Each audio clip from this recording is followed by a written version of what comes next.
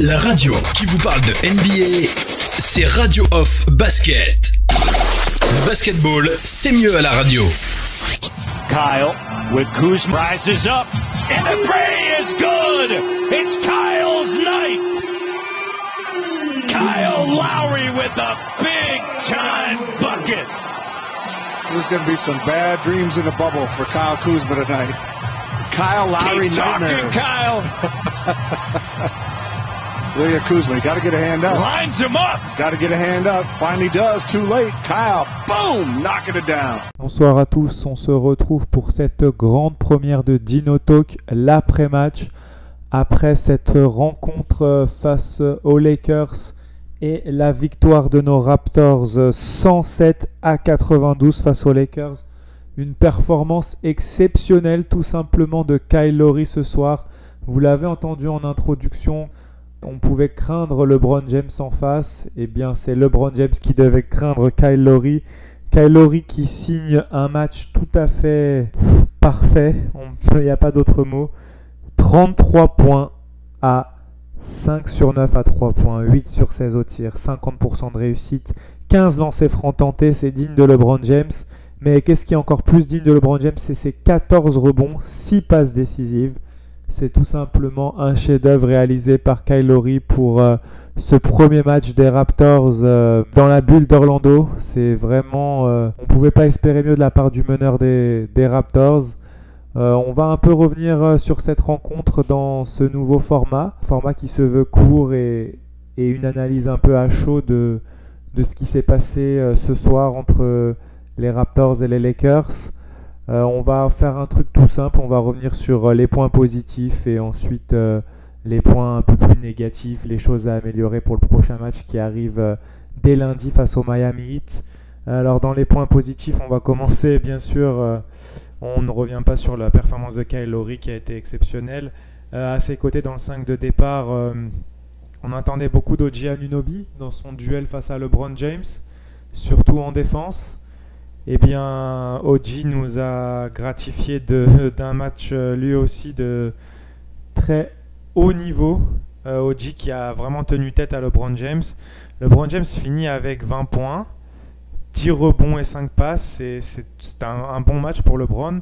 7 sur 15 au tir, 2 sur 5 à 3 points. C'est pas là le gros souci, mais c'est que surtout LeBron en défense et les Lakers en général, ils ont subi un OG Anunoby des grands soirs.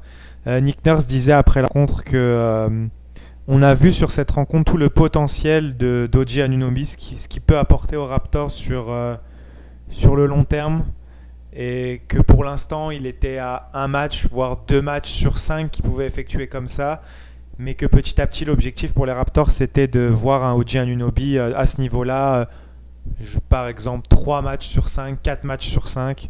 5 sur 5 ce sera exceptionnel, mais au moins 3 ou 4 matchs sur 5 à voir ce OG Anunoby là qui finit avec 23 points, donc il a inscrit plus de points que LeBron, mais surtout avec une efficacité terrible. OG finit avec un 8 sur 9 au tir, 3 sur 3 à 3 points, et il nous a encore montré toute l'étendue de ses progrès offensifs avec une aisance dans le dribble.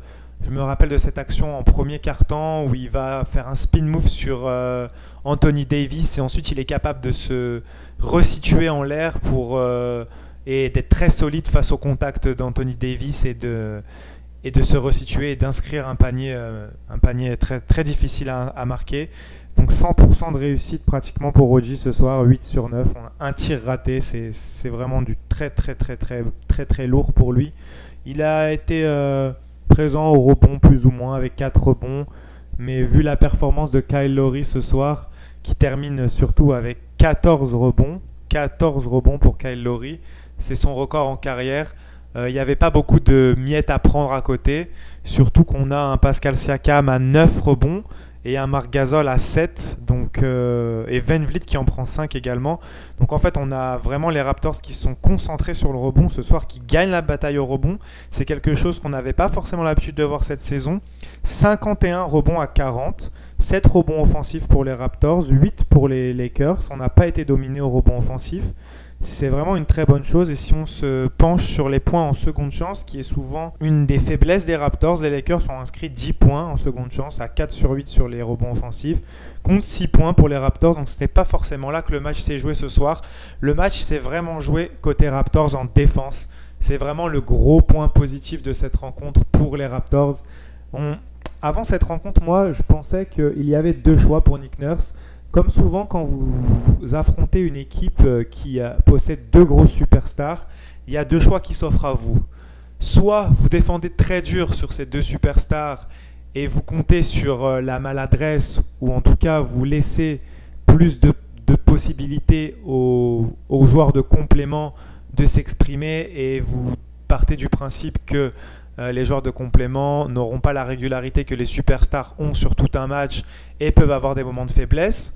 Ou vous choisissez de vous concentrer en défendant dur sur tous ces joueurs de complément et en vous disant que de toute façon, en laissant scorer les 2 gros scoreurs, en ne prenant pas des prises à 2, ne faisant pas ce genre de choses sur les meilleurs marqueurs de l'équipe adverse, vous avez également de grandes chances de gagner.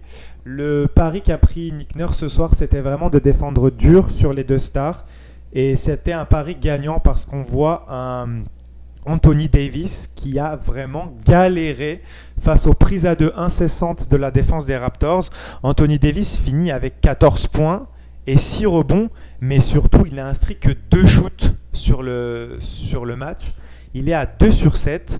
Et ce sont les lancers francs, il finit à 9 sur 9 au lancer franc qui le sauve, notamment qui sauve son match plus ou moins, parce qu'on n'attend pas que 14 points d'Anthony Davis, surtout après la prestation qu'il avait réalisée face aux Clippers. Donc un très gros match de la défense des Raptors. Victor l'avait souligné dans l'avant-match, il avait dit que ce serait vraiment la clé de la rencontre, la défense des Raptors dans le secteur intérieur face à Anthony Davis. C'est une mission accomplie pour cette défense des Raptors qui a été vraiment impressionnante tout au long du match, que ce soit sur les 2 superstars, mais aussi dans ce qui fait la force de cette équipe, c'est la défense du tir à 3 points. Les Lakers ont été adroits en début de match, notamment avec Kyle Kuzma et Dion Waiters. Ils étaient très très très adroits. Ce qui leur a permis d'être dans le match justement parce que Anthony Davis ne parvenait pas à marquer. Mais si on prend finalement la stat finale des tirs à 3 points des Lakers, les Lakers finissent à un très très compliqué 10 sur 40, avec notamment un 3e quart-temps où ils ont vraiment vraiment arrosé de loin, et ça s'est poursuivi ensuite dans le 4e, mais un 3e quart-temps vraiment compliqué pour les Lakers. Et ils ont été vraiment sauvés, ils sont revenus dans le match. Les Raptors avaient pris une dizaine de points d'avance et ils ont été un peu sauvés par les lancers francs. Alors ça, c'est un peu la contrepartie du fait que les Raptors ont défendu très dur sur Anthony Davis et sur les Lakers en général. C'est qu'ils ont concédé beaucoup de lancers francs, ils ont rapidement été dans le bonus en 3e quart-temps, ce qui a permis aux Lakers de revenir. Mais finalement, la tactique s'est avérée payante, comme je l'ai dit, avec des Lakers qui n'ont pu compter que sur LeBron James pour scorer vraiment de loin. Il a marqué 2 paniers à 3 points quasiment de suite. Mais ensuite, son équipe a vraiment perdu pied dans ce secteur-là. Et vu que la défense des Raptors a été très bonne à l'intérieur, les Lakers se sont trouvés sans solution et ont complètement lâché le match dans le 4e quart-temps, avec des Raptors qui ont vraiment pris les choses en main, avec Kyle Lowry en chef d'orchestre. On peut remarquer dans les points positifs également que en fait, les rôles se sont inversés entre Kyle Lowry et Fred VanVleet. Ce soir, Lowry était plus dans la position du finisseur et VanVleet plus dans la position du créateur. On lui a parfois reproché de ne pas être assez créateur. Ce soir, il finit avec 11 passes décisives et avec 13 points, ce qui est vraiment pas mal pour Fred VanVleet. 13 points avec pas autant de tirs que ça a pris, 5 sur 11 au tir, 3 sur 7 à 3 points. C'est un bon match de Fred VanVleet en attaque et surtout dans la création avec ses 11 passes décisives. Pour finir sur les points positifs, je vais revenir sur le match de Pascal Siakam. Pascal Siakam, il n'a pas été forcément très adroit dans cette rencontre, il shoot à 5 sur 17, mais en revanche, il a été capable d'apporter dans les moments importants, comme le soulignait Victor de Raptors France sur Twitter. Si vous avez suivi un peu la rencontre sur Twitter, Victor soulignait exactement ça, c'est cet apport de Siakam dans les moments importants. Quand on avait besoin de panier, Il a toujours été là pour marquer. Il finit avec 15 points, 9 rebonds, 3 passes décisives, 2 interceptions, 2 contres. Donc il a été également très présent en défense. Et c'est un des points positifs de toute façon du secteur intérieur des Raptors qui a vraiment fait le job en défense. Maintenant, on va se pencher un peu sur les points négatifs. Victor avait annoncé dans l'avant-match également que le banc avait un grand rôle à jouer. Et ben, malheureusement, le banc des Raptors a totalement été dominé ce soir. C'est vraiment le point négatif. On voit le banc par contre des Lakers qui finit avec 16 plus 11, donc on est à 27, plus 12, 39, plus 6, 45, plus 5, 50 points. On est à 50 points inscrits par le banc des Lakers face à seulement 8 et 4, 12 et 3, 15 points inscrits par le banc des Raptors. Donc à noter que Ibaka fait un petit match en attaque, mais on n'a pas forcément eu besoin beaucoup de lui. On ne s'est pas forcément appuyé beaucoup sur lui. Il a eu que 6 tirs dans le match. Il est à 2 sur 6 au tir. Il n'a pas été adroit à 3 points. Il y a des soirs comme ça arrive. Les Raptors ont en revanche été très adroits à 3 points. De manière générale, ils shootent à 14 sur 34, 41% de réussite au tir à 3 points. Merci le 5 sur 9 de Kyle Lowry et le 3 sur 3 de OG Anunoby. Pascal est à 2 sur 4 également. Donc en fait, c'est vraiment les titulaires qui ont pris le match à leur compte ce soir. Norman Powell a été en difficulté, 3 sur 12 au tir, on l'a senti court sur des pénétrations. Nick Nurse avait pointé du doigt le fait qu'il n'était pas encore revenu à 100% de ses moyens physiques. On l'a vu ce soir, donc 3 sur 12 au tir, il n'a pas trouvé la mire à 3 points, 0 sur 4. Malgré tout, il s'est montré agressif et c'est de bon augure. On voit qu'il ne lâche rien, qu'il est là. Il n'a pas peur de prendre les tirs, même s'il n'est pas en réussite. C'est un peu la même chose avec Terence Davis, mais ce soir Terence Davis il n'a joué que 12 minutes pour 3 points, 1 sur 2 au tir, 1 sur 1 à 3 points. Il fait partie de ces joueurs qui ont été à droit de loin, il n'a pris qu'un tir, il l'a mis. Terence Davis qui n'a pas eu beaucoup de temps de jeu comme je l'ai dit. On parlait aussi dans le dernier Dino Talk des rotations. On voit vraiment que Nick Nurse là, dans un match face à une très grosse équipe, a beaucoup réduit sa rotation. On voit que les titulaires ont encore beaucoup joué comme c'était le cas en saison régulière. Pascal Siakam a joué 36 minutes, OG Anunoby a joué 33 et Fred VanVleet a joué 40 minutes tandis que Lowry en a joué 35. Seul Marc Gasol est à 24 minutes, tout comme Norman Powell et Serge Ibaka en sortie de banc est à 19. Ce sont vraiment les 7 joueurs qui ont beaucoup joué. Ensuite derrière on a Terence Davis qui a joué à peu prez 13 minutes et Rondae Hollis-Jefferson qui n'a joué que 5 minutes. Une petite frayeur d'ailleurs pour Rondae qui s'est blessé à la cheville mais il semblait aller mieux ensuite par la suite. On a donc ensuite 5 minutes également pour Matt Thomas qui a fait son entrée, si je ne me trompe pas, en début de 4e quart-temps pour essayer de rebooster un peu l'équipe après le retour des Lakers qui étaient revenus à hauteur quasiment à la fin du 3e quart. Matt Thomas qui n'a pas eu de réussite, il n'a pas marqué, il est à 0 sur 2 au tir, 0 sur 1 à 3 points. Mais il aura d'autres occasions. Et enfin, à noter Chris Boucher qui n'a pas joué, à part dans le garbage time en compagnie de Paul Watson. Les deux ont joué 1 minute 30 à la fin quand tout était plié.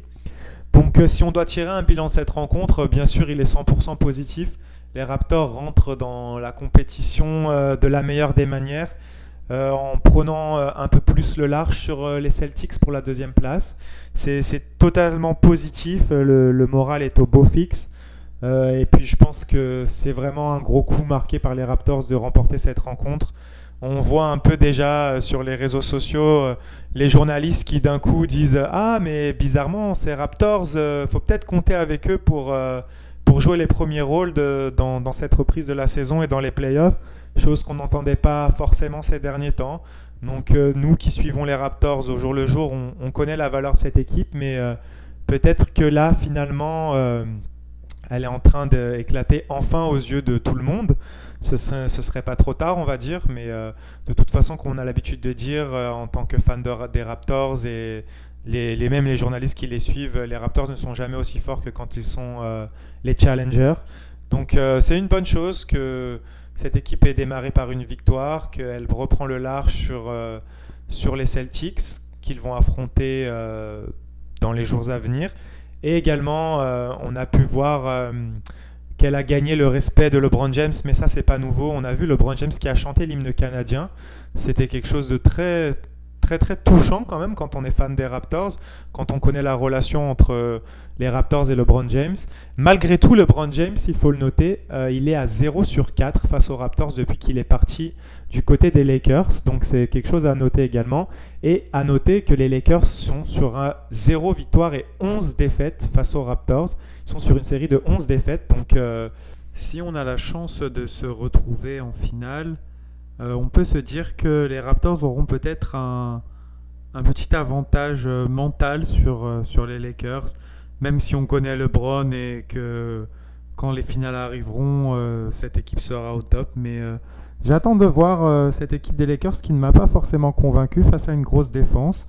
La bataille à l'ouest va être vraiment dense. Beaucoup d'équipes peuvent prétendre, selon moi, à accéder au moins aux finales de l'ouest. Je ne pense pas qu'il faille penser que tout est gagné pour les Lakers et pour les Clippers. Je pense qu'ils vont avoir des rudes batailles à mener avant d'atteindre les finales NBA. Et de toute façon, ça sera pareil pour les Raptors et on va en avoir un petit aperçu dès ce lundi avec un affrontement face au Miami Heat qui a prouvé qu'il avait les joueurs pour bien embêter les Raptors, puisqu'on se rappelle, ce sont Jimmy Butler et ses coéquipiers qui avaient infligé la première défaite des Raptors à domicile cette saison. Donc voilà, c'est tout pour moi pour ce premier épisode de Gino Talk l'après-match. J'espère que ça vous aura plu. N'hésitez pas à partager, à nous suivre. On vous réserve encore plein de surprises là depuis que cette saison a repris. On est vraiment motivé pour vous proposer un maximum de contenu en compagnie de Raptors FR, Raptors Belgique et également notre nouveau partenaire Radio Off. Donc suivez-nous, on vous promet de couvrir ces Raptors en français de la meilleure des manières. Allez, je vous souhaite une bonne nuit ou une bonne journée et let's go Raptors! Lowry for three.